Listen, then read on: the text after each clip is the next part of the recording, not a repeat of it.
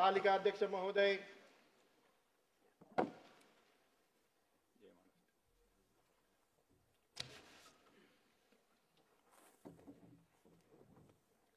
अर्धा तास चर्चा, मग विषय नियम 94।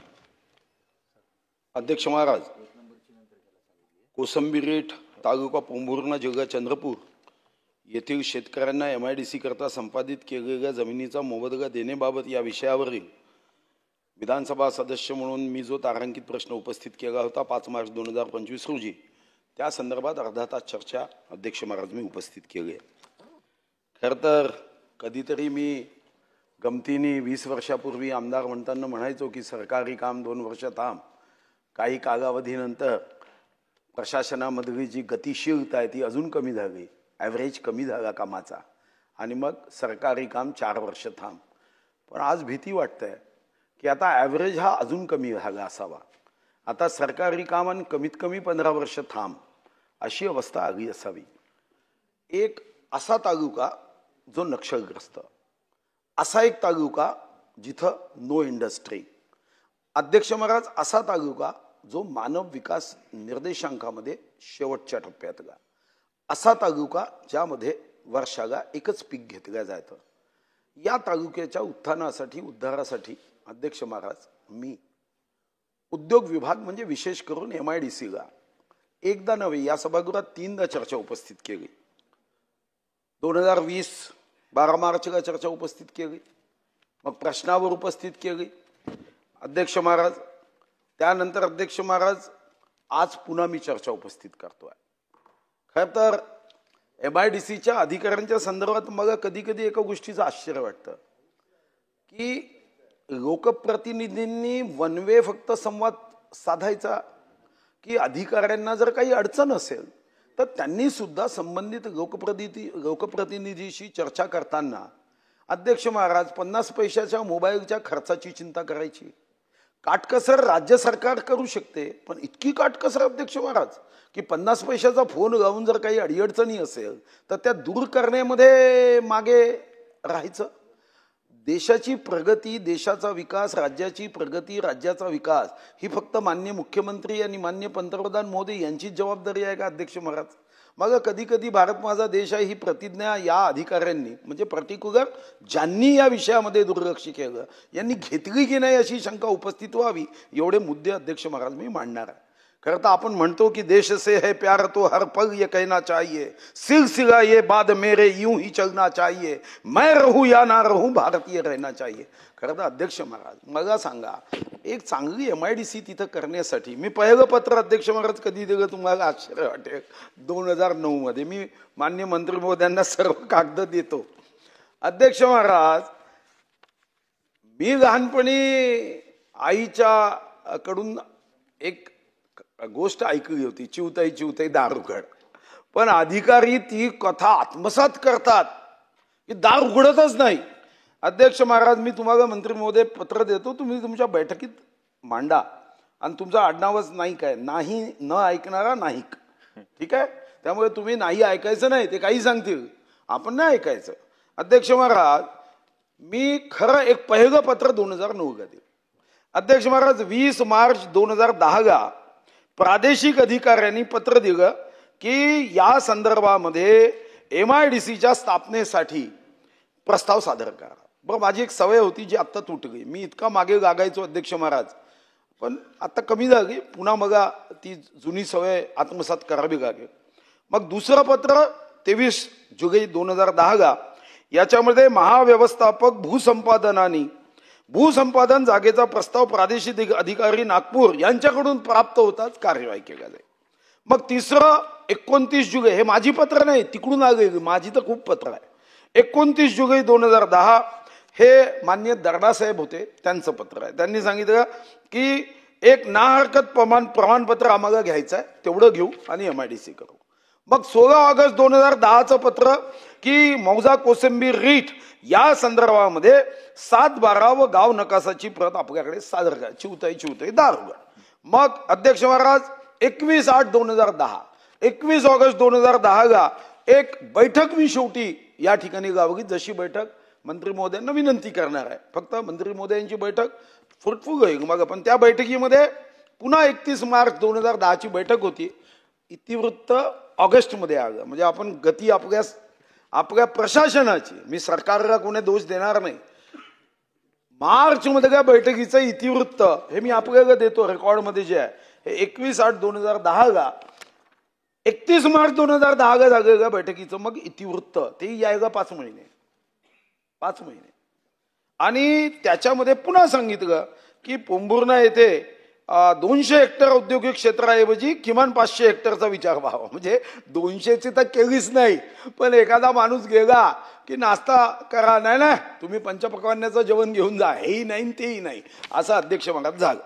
मग 20/9/2010 पुन्हा एकदा प्रादेशिक अधिकाऱ्यांनी एक NOC साठी प्रमाणपत्र पाठवलं. मग पुन्हा अध्यक्ष महाराज कोणाच्या सुपीक डोक्यामध्ये नापीक कल्पना आली, त्यांनी काय केलं अध्यक्ष महाराज की या संदर्भामध्ये नदी पासून 300 मीटर ही जागा आहे की नाही हे तपासायचा पुन्हा एकदा प्रयत्न. बरं, मोजायला काय लागते 300 मीटर? आता तर ॲमेझॉनमध्ये अशा मशीन्स आहे की एका मिनिटात मोजता येते. पण अध्यक्ष महाराज ठीक आहे, मी असं समजतो की 2010 मध्ये ॲमेझॉन नव्हतं, तरी 300 मीटर नदीसाठी त्यागा.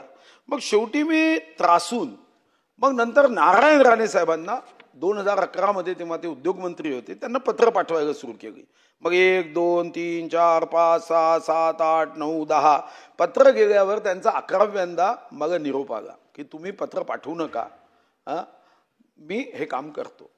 विश्वास ठेवला, कारण शेवटी नावच नारायण आहे, त्याच्यावर विश्वास नाही ठेवला तर आपण काय करू शकतो अध्यक्ष महाराज, आणि म्हणून विश्वास ठेव.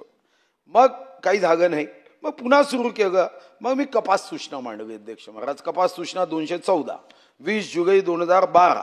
आणि या संदर्भात रिव्हर पॉलिसी बाबतचा अहवाल अजून पाटबंधारे विभागाकडून येणे आहे, असं पुन्हा एक साचेबंद उत्तर. कदाचित आपल्याकडे पेस्ट करण्याची सवय लागली आहे, ते उत्तर आलं. मग पोंभुर्णा MIDC साठी पुन्हा 23 जुलै 2013. म्हणजे हा मी जुना कागदावधी सांगतोय, जो माननीय मंत्री महोदय हे कागद मी, तुम्ही बाजूलाच आहे त्यामुळे हे थ्रू देत नाही, आपलं डायरेक्ट देतो, नाही तर पद्धत अध्यक्षांच्या थ्रू द्यायची आहे. आता माझी विनंती काय अध्यक्ष महाराज, माननीय मंत्री महोदय अतिशय युवा आहे, अतिशय कार्यक्षम आहे. माझ्या मनात दूरपर्यंत शंका नाही, कारण विदर्भाचे असल्यामुळे ते कार्यक्षम आहेच, याबद्दल काही कोणाला सर्टिफिकेटची आवश्यकता नाही. विदर्भाचा प्रत्येक माणूस कार्यक्षम असतो, याबद्दल माझ्याही मनात शंका नाही. आणि म्हणून अध्यक्ष महाराज माझी स्पेशल विनंती माननीय मंत्री महोदयांना आहे की मी जर इतका प्रयत्न करतोय तर अध्यक्ष महाराज आपण नोटिफिकेशन मग शेवटी 1 जुलै 2015 प्रकरण 6ची अधिसूचना आपण जाहीर केली. मग कलम 23(2) अधिसूचना 20/12/2018 केली. अध्यक्ष महाराज खरं तर मला अपेक्षा होती की ठीक आहे नॅचरली काम होतं, मला माहीत नव्हतं की नॅचरली इतका उशीर लागतो.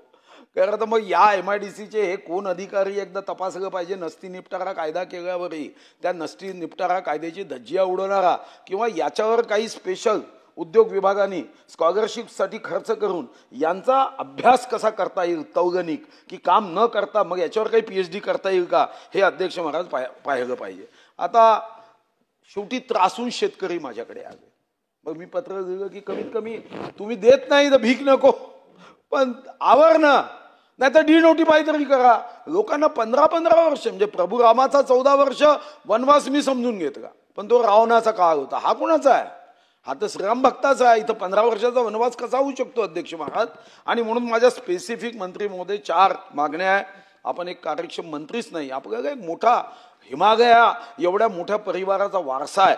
आणि म्हणून पहिली मागणी की आपण एक चांगली बैठक घ्यावी. आणि त्यामध्ये बैठकीमध्ये सुद्धा अधिकारी येताना असे अधिकारी आणू नका की जे अधिकारी ठीक आहे मी मोठ्या साहेबांना सांगतो, मी निर्णय करू शकत नाही, हा माझा अधिकार नाही, असं म्हणणारे अधिकारी चुकवून आणू नका. असे अधिकारी बोलवायचे असेल तर मग तुम्ही एक नवीन विधेयक आणा, त्याला लिहा की काम न करणाऱ्या अधिकाऱ्याला मारझोड करणारे विधेयक क्रमांक 65 असं आणा आणि मग बैठक घ्या. पण तसं करू नका चूक. तुम्ही चांगले ज्यांना निर्णय करण्याचा ऑन दी स्पॉट निर्णय करण्याचा अधिकार, पैसे वाढून द्या. दुसरं, आपण स्वतः एक दौरा चंद्रपूरमध्ये करा. आता एवढा उशीर लागलाच आहे, ते एकदा चंद्रपूरचं आतिथ्य घ्या, पाहुणचार घ्या आणि चंद्रपूरमध्ये पोंभुर्णा बघा, म्हणजे तुम्हाला लक्षात येईल. नंबर 3, एक राज्य उद्योग मित्र चंद्रपूरमध्ये घेऊन टाका. त्याच्याशिवाय तुम्हाला चंद्रपूर जिल्ह्याची कल्पना येणार नाही. आणि हा आमच्यासाठी सुद्धा एक सुयोग आहे की विदर्भाचाच एक राज्यमंत्री आहे आणि विदर्भाचा राज्यमंत्री म्हणून नाईक परिवाराची परंपरा सांगणारे आहे. तर माझी विनंती आहे आणि दर वाढवून देता येईल का हे तपासलं पाहिजे. विशेष बाब म्हणून तुम्ही जसं समृद्धी महामार्गाला नियमाच्या बाहेर जाऊन वाढवून दिलंय किंवा पुढे काही ठिकाणी वाढवून देणार आहे ते एकदा करा ना. आणि याच्यावरही एकदा श्वेतपत्रिका काढा की महाराष्ट्रामध्ये कोणत्या क्षेत्रात किती उद्योग आहे. अन्यथा आम्ही विदर्भाचा आवाज बुलंद करता करता ओरडता गेलो, नंतर लक्षात आलं की हुशार होते काही लोक, आपल्याच हातून म्हणजे पाहुण्याच्या हातूनच कार्यक्रम केला आणि विदर्भ पुन्हा मागे ठेवला. असं होऊ नये. नाईक साहेब, जिंदगी आती है, जिंदगी जाती है, यादें रहती है. तुम्ही असा निर्णय करा, कोणाला घाबरायचं कधीच नाही. कोणी काही बिघडवू शकत नाही आपलं. तुम्ही निश्चितपणे हे 4 मुद्द्यावर उत्तर द्यावं. मागे काय झालं, मी मुद्दाम सांगितलं की तुम्हाला उत्तर देताना सहजता यावी, सुलभता यावी म्हणून सांगितलं आहे. पण मला वाटतं की तुम्ही या 4 मुद्द्यावर आणि इथून जाताना या विधान भवनामध्ये एवढे महामानव आहे, मनातल्या मनात एक संकल्प आणि शपथ घेऊन जा की 3 महिन्यात MIDC करेल.